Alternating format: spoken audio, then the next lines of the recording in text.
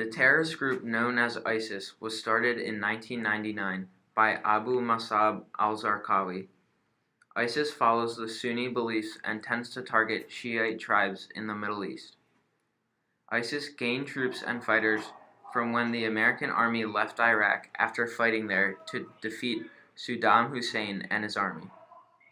When Zarqawi was killed during a U.S. airstrike in 2006, Egyptian Abu Ayyub al-Mazri became the new leader and renamed the group ISI, which stood for Islamic State of Iraq.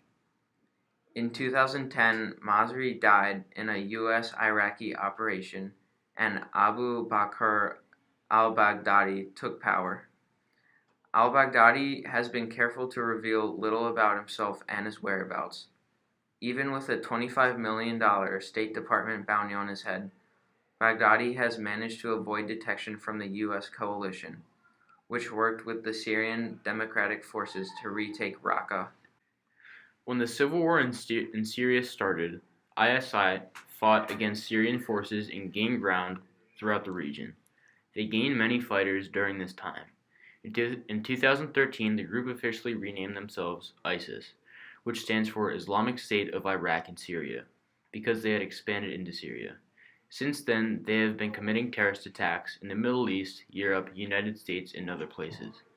A major example of their attacks is the airport and metro bombing in Brussels, Belgium. 2 suicide bombers detonated explosives in the airport and another man bombed the metro station. In all, 32 people were killed, excluding the bombers. There were 340 people who were injured from the attacks altogether. One person impacted was Yazin Amrani, a homeless person who lives in the airport parking lot, who talked about his experience with the bombing.